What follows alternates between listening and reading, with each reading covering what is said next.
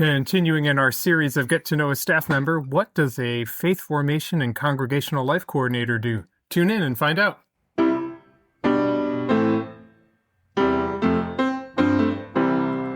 It's Great to Meet You is a production of the First Unitarian Church of Des Moines. At First Unitarian, we love radically, grow ethically and spiritually, and serve justly. Unitarian Universalism is a pluralistic religious tradition, meaning we don't have a dogmatic statement of belief.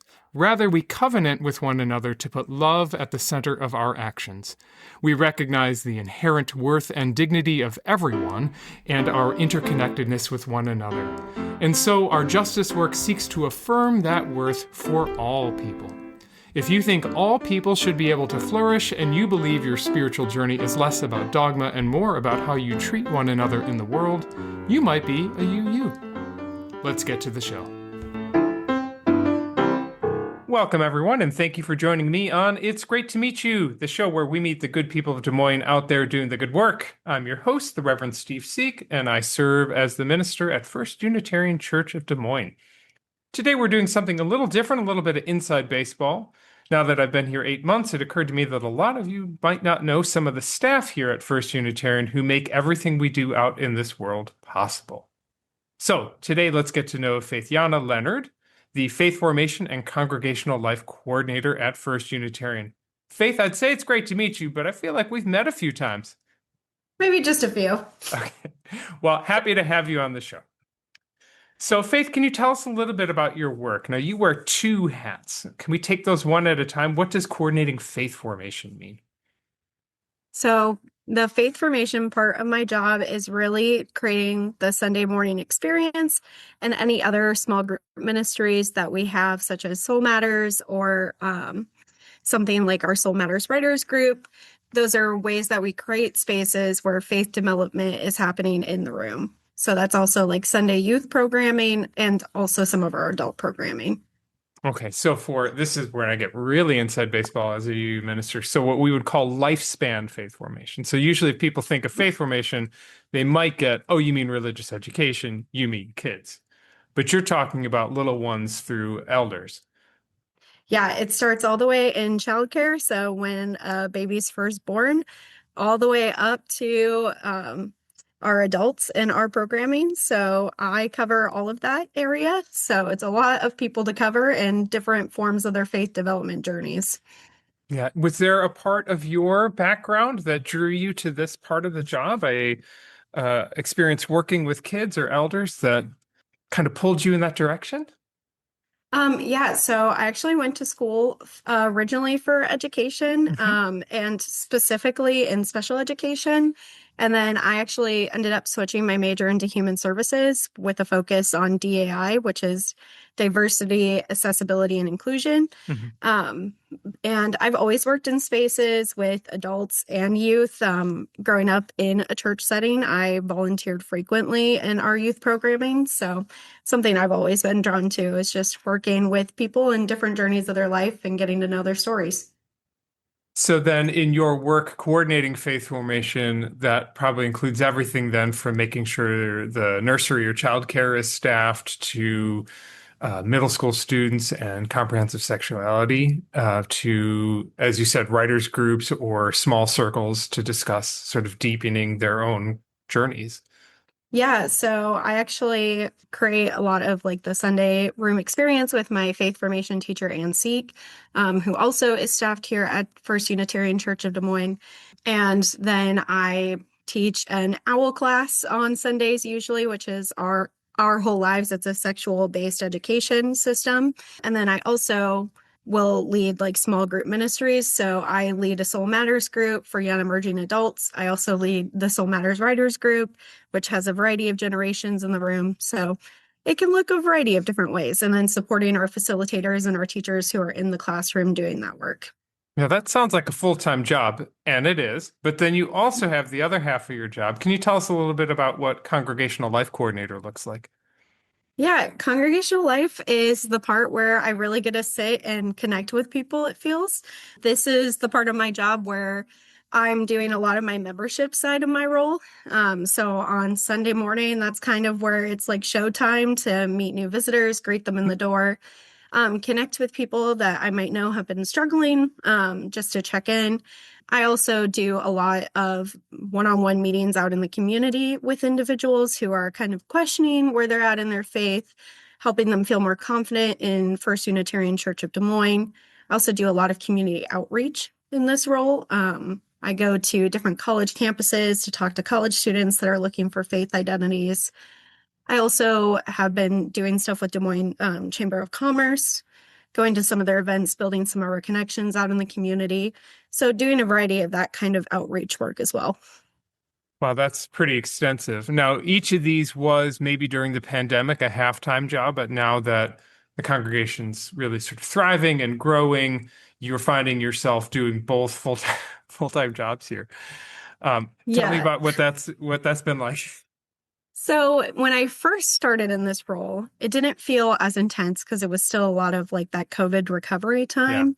But as we've grown and as we've flourished, and especially since after you've joined our congregation, a beautiful problem to have is we're having a lot more kids than we expected. We went from 8 last year to on average in just one room schoolhouse alone, we're having like 20 kids each week, which is a great problem to have, but we Yeah, weren't eight's a expecting family, it. 20's a reunion. Yeah. Yeah, Okay. exactly. We weren't expecting it.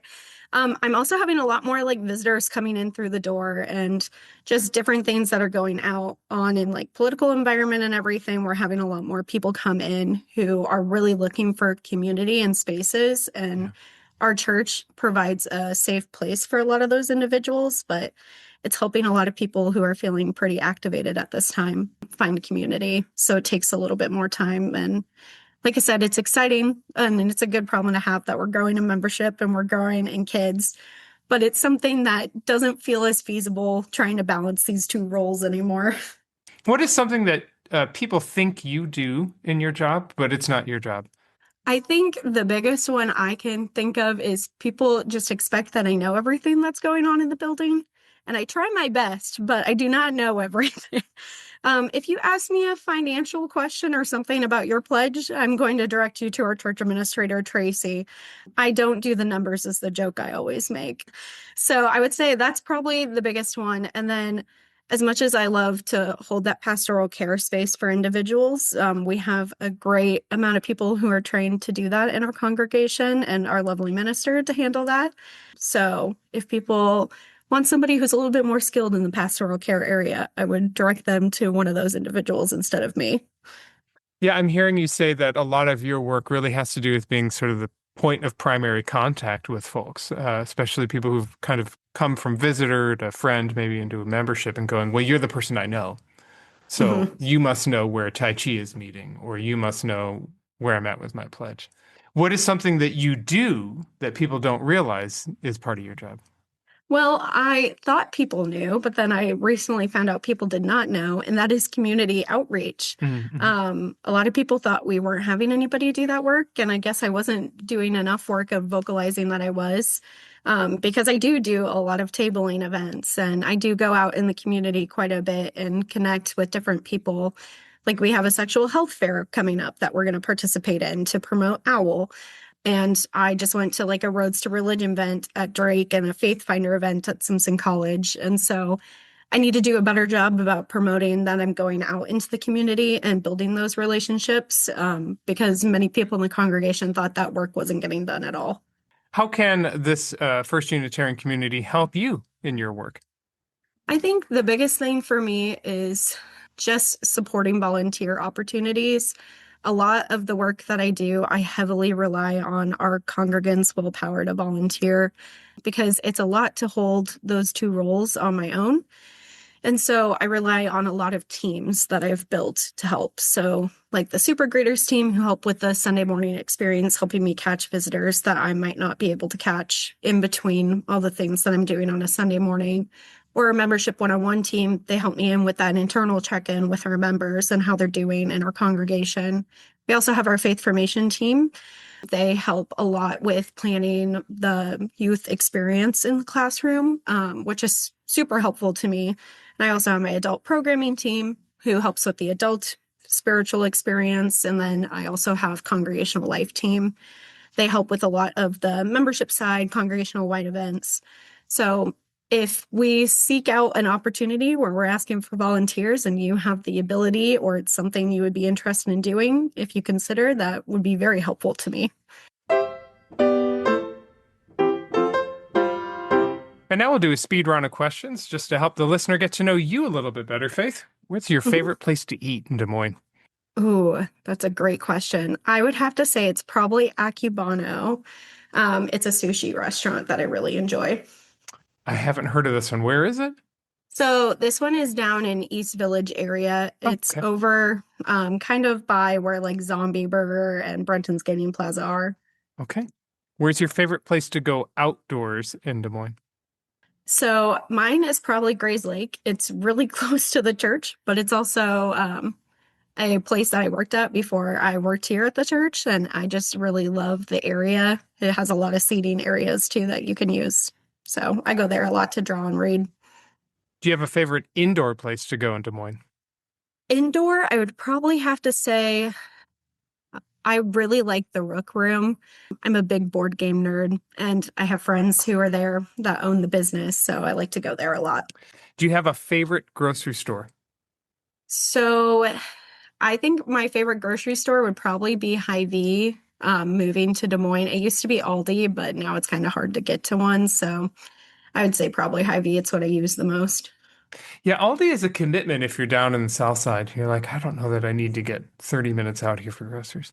Right, exactly. Cyclones, Hawkeyes, Bulldogs, Panthers. Where are you at? Oh, I So skipped I'm, one, didn't I? I just realized that, Simpson grad. yeah, I was gonna Sorry. say, I went to Simpson College, so I will always say Roll Storm, but I probably pick the Cyclones if I had to pick one of those colleges, just because it's the similar colors. Okay. Wow. We're going to change the question up from here on out. So, what is the official mascot of Simpson College? So it's Thunder the elephant, actually. But Okay. Storm is what Simpson is called. Roll So, Storm. Okay. mhm. Wow. What is the best superpower to have? I've always really enjoyed Storm, actually, from the Marvel Universe. So I would say probably controlling the elements would be my favorite. Can Mhm. you invent a holiday that the world needs or that you would really like to see? I believe it's already World Kindness Day is already a thing, but I would like it to see it more celebrated in the way of like just spreading kindness. I think we sometimes forget how to do that in our daily lives. So I would like to see that to be more implemented in our routines.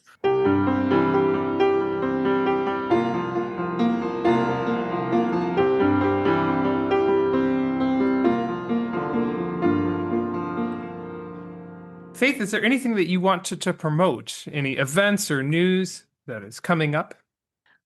I would say we have our Trans Lives Festival coming up in the first week of June. So if you want to submit anything for being a vendor or an artist, we have our link out on our website. Another thing that we have coming up is the Sexual Health Fair. I'm going to be sending out in our communications for different people to go and help out with tabling that event. I believe that is on the 25th of this month. So those are the two things I can think of off the top of my head. Is there any news from your own journey that is public that we can put So out there? yeah, I just found out today I've been working on a poetry book with some very heavy encouragement from our congregants here. And I just found out that I am getting picked up by a publisher. So I will be getting published. Huzzah! Congratulations. Thank you so much. Well, Faith, I'd say it's great to meet you, but I've gotten to know you very well over the last 8 months, so I hope it's been helpful for folks listening to get to know you a lot better.